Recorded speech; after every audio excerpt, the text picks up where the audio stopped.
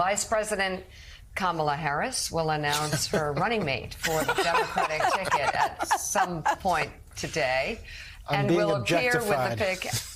Just a little bit. Again. She'll appear with that pick at an event this evening in Philadelphia. NBC News reports the finalists still include Senator Mark Kelly and Transportation Secretary Pete Buttigieg, as well as Governors Andy Beshear, J.B. Pritzker, Josh Shapiro, and Tim Walz.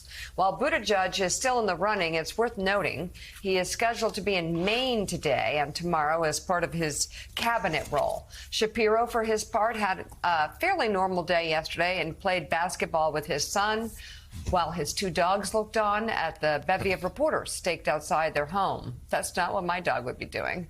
Okay, and not to read the tea leaves, but hours from now, he's set to deliver remarks at today's Harris for President event at Temple University. Meanwhile, Walz appeared at a Harris fundraiser in Minnesota, where reporters say he made a veiled reference to the VP slot, saying, quote, "I think all of you know, you don't wake up as a school teacher just angry about something and figure out how to get elected to Congress and become the governor, and then life comes at you fast. Whatever happens." Wow. Yeah, That's not veiled.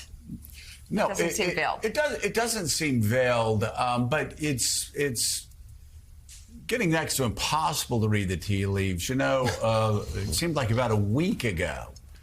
And by the way, that's credit to the Harris campaign that really have done a great job, Sam Stein, at keeping this very close. About a week ago, I started getting reporting from various sources that Josh Shapiro was a lock. Then I started getting reporting that there was fierce and furious pushback against others in the party that were trying to undermine his candidacy. Now the last 24 hours we've been hearing that Tim Walz is a lock, which means, of course, we know absolutely nothing about what Kamala Harris is going to do. It's probably, it's going to be Walz or Shapiro. Yeah, this is such a weird process because it's been condensed to a couple weeks, right? And usually you don't have the prospective VP candidates out there in public kind of demonstrating their acumen to be VP, right? Usually they're more subtle about it. But in this case, because it was so condensed, you had Tim Walz, Josh Shapiro, Andy Beshear, even Pete Buttigieg going out there and sort of auditioning in front of us to, and really for Kamala Harris to say, hey, this is the type of, skill set I could bring to the ticket. At this juncture, honestly, I have yet to hear a definitive, one way or another. It could go either way. I think you correctly identified the two frontrunners here.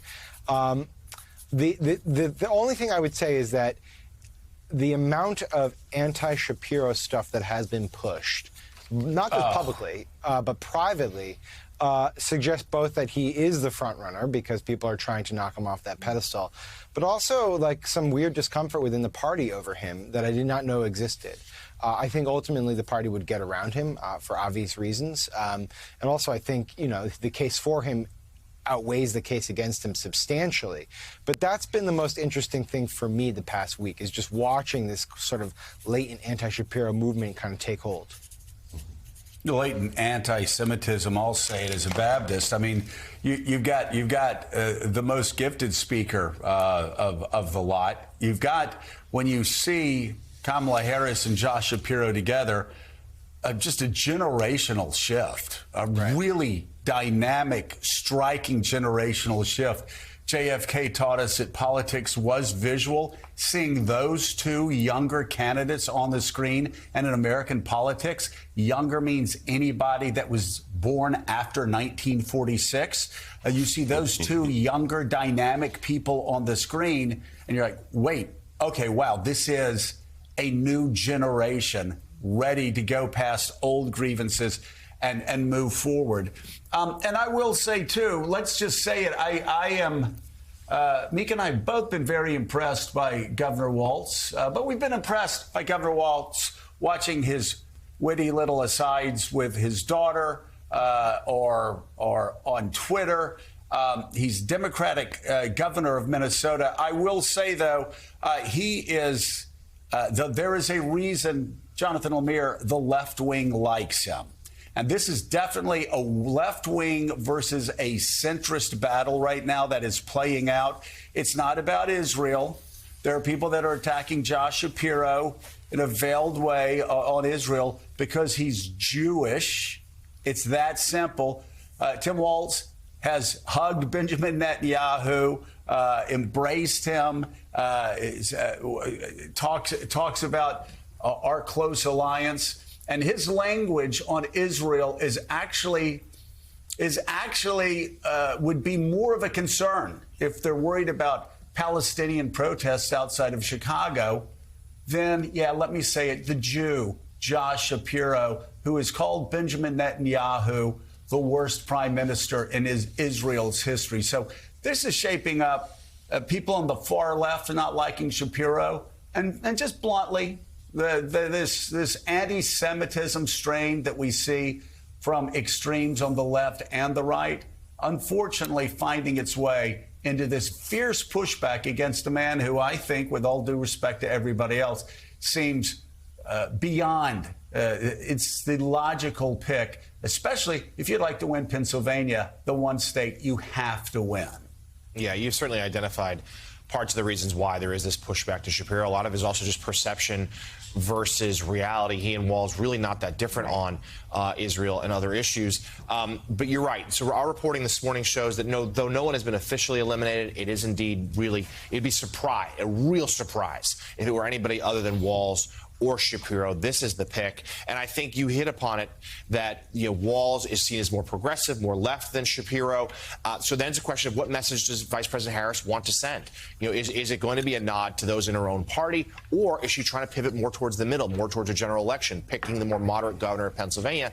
And Eugene Robinson, obviously geography does not always play in to these choices. We've seen, in fact, most running mates are not selected based on where they're from.